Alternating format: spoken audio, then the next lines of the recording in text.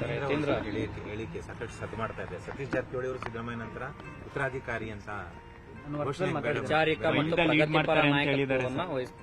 ಉತ್ತರಾಧಿಕಾರಿ ಅಂತ ಹೇಳಿದಾರ. ಇಂದ ಲೀಡ್ ಮಾಡ್ತಾರೆ ಅಂತ ಸರ್. ಸಿದ್ದರಾಮಯ್ಯ ಅವ್ರಿಗೆ ವಯಸ್ಸಾಯ್ತು, ಅವರು ಸೈದ್ಧಾಂತಿಕವಾಗಿ ಹೇಳಿದ್ದಾರೆ. ಸೈದ್ಧಾಂತಿಕವಾಗಿ ಆ ದಾರಿಯಲ್ಲೇ ಹೋಗ್ತಾರೆ ಸತೀಶ್ ಜಾರಕಿಹೊಳಿ ಅವರು ಅಂತ ಹೇಳಿ. ಯಾಕೆಂದ್ರೆ ಅವ್ರ ಹಿಂದೆ ತಮಗೆ ಜ್ಞಾಪಕ ಇದೆಯೋ ಇಲ್ಲ ಗೊತ್ತಿಲ್ಲ, ಅಹಿಂದ ಪ್ರಾರಂಭ ಮಾಡಿದಾಗ ಸತೀಶ್ ಜಾರಕಿಹೊಳಿ ಅವರು ಕೂಡ ಬಹಳ ಮುಖ್ಯವಾದ ಪಾತ್ರ ವಹಿಸಿದ್ರು. ಆ ಇದರ ಹಿನ್ನೆಲೆ ಮೇಲೆ ಅವರು ಹೇಳಿದ್ದಾರೆ. ಅದ್ರಲ್ಲಿ ತಪ್ಪೇನಿದೆ? ತಪ್ಪಿದ್ಯಾ? ತಾವೆಲ್ಲ ಸೀನಿಯರ್ ಲೀಡರ್ ಇರ್ಬೇಕಾದ್ರೆ ಅವ್ರ ಅಲ್ಲ. ಈಗ ಚರ್ಚೆ ಸರ್. ಈಗ ನನಗೆ ಅನ್ಸೋದು ಅದು ಲೀಡರ್ಶಿಪ್ಪಿನ ಲೆಕ್ಕದಲ್ಲಿ ಮಾತಾಡಿಲ್ಲ ಅವರು ಮಾತಾಡಿದ್ದು ಸರ್ಕಾರದ ಪಕ್ಷದ ಬದ್ಧತೆ ಬಗ್ಗೆ, ಸಮಾಜದ ಬದ್ಧತೆ ಬಗ್ಗೆ ಮಾತಾಡಿದ್ದಾರೆ.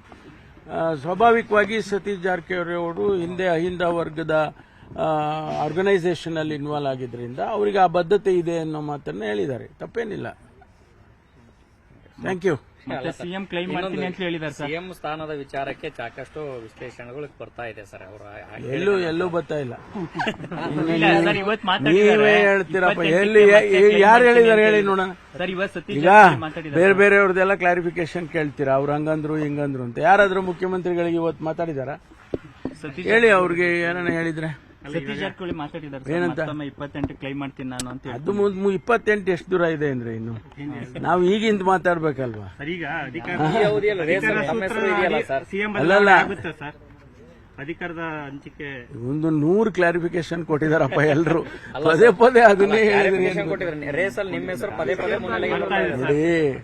ರೇಸ್ ಯಾವ್ದಾದ್ರೂ ರೇಸ್ ಇರ್ಲಿ, ತೀರ್ಮಾನ ಆಗದೆ ಯಾರ್ದು? ಅಲ್ಟಿಮೇಟ್ಲಿ ಹೈಕಮಾಂಡ್ನವರು ಮತ್ತು ಸಿಎಲ್ಪಿ ನೋಡಿ. ಸಿಎಲ್ಪಿ ನಲ್ಲಿ ಆ ಸಂದರ್ಭ ಬಂದಾಗ ಸಿಎಲ್ಪಿ ಕರೀತಾರೆ, ಸಿಎಲ್ಪಿಯಲ್ಲಿ MLAಗಳು ಒಪಿನಿಯನ್ ತಗೊಳ್ತಾರೆ. ಆಮೇಲೆ ಹೈಕಮಾಂಡ್ ಇಂದ ಅಬ್ಸರ್ವರ್ಸ್ ಬಂದಿರ್ತಾರೆ, ಅವರು ಡೆಲ್ಲಿಗೆ ರಿಪೋರ್ಟ್ ಮಾಡ್ತಾರೆ ಹೆಡ್ ಕ್ವಾರ್ಟರ್ಸ್ಗೆ. ಅವರು ಅಲ್ಲಿ ಏನು ತೀರ್ಮಾನ ತಗೊಳ್ತಾರೆ ಅದು ಆ ಸಂದರ್ಭದಲ್ಲಿ ಅದನ್ನ ಅನೌನ್ಸ್ ಮಾಡಿ ಇವರೇ CLP ನಾಯಕರು ಅಂತ ಅನೌನ್ಸ್ ಮಾಡಿ ಅಬ್ಸರ್ವರ್ಸ್ ಹೋಗ್ತಾರಪ್ಪ. ಇದು ಪದ್ಧತಿ ನಮ್ದು. ಅದನ್ನೇನಾರ ಶಾರ್ಟ್ ಕಟ್ ಮಾಡೋದು ಗೊತ್ತಿಲ್ಲ ನನಗೆ. ಆಗಾಗ ನೀವು ಮದೇವಪ್ಪವರು ಸತೀಶ್ ಜಾರಕಿಹೊಳಿ ಅವರು ಒಳ್ಳೆ ಕತೆ ಆಯ್ತಲ್ರಿ. ಮನೆಯಲ್ಲಿ ಈಗ ಕಾಫಿ ಕುಡಿಯೋಕ್ಕೂ ಸೇರ್ಬಾರ್ದು, ಊಟಕ್ಕೂ ಸೇರ್ಬಾರ್ದು. ನಿಮ್ದು ಒಳ್ಳೆ ಕಾಟ ಆಯ್ತಪ್ಪ ನನಗೆ. ಅಲ್ಲ ರೀ, ನಾವಲ್ಲಿ 31 ಜಿಲ್ಲೆಯಿಂದ ಮಕ್ಕಳು ಬಂದಿದ್ದಾರೆ. 800 ಜನ ಮಕ್ಕಳು ಬಂದಿದ್ದಾರೆ. ಕಬಡ್ಡಿನ ನಾವು ಹೋಸ್ಟ್ ಮಾಡಿದ್ವಿ. ಜೂನಿಯರ್ ಕಾಲೇಜ್ ಲೆವೆಲ್ಲಿನ ಟೂರ್ನಮೆಂಟ್ ಅದು ನಾವೇ ಹೋಸ್ಟ್ ಮಾಡಿದ್ವಿ ತುಮಕೂರಲ್ಲಿ. ಫೈನಲ್ಸ್ ಇತ್ತು.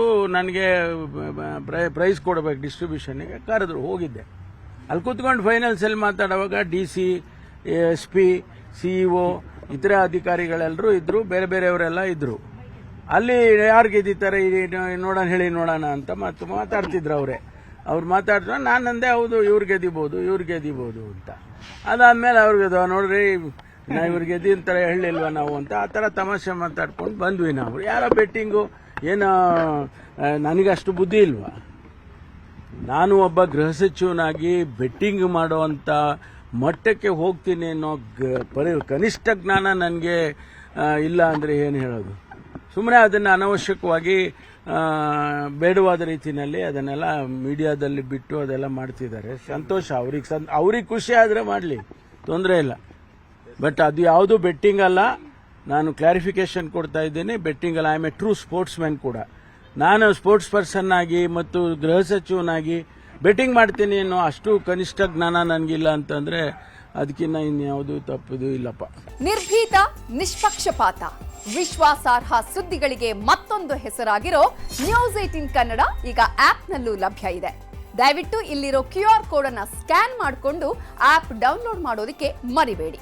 ನಿಮ್ಮ ಬೆಂಬಲ ಹೀಗೆ ಸದಾ ನಮ್ಮೊಂದಿಗಿರಲಿ. ಧನ್ಯವಾದ.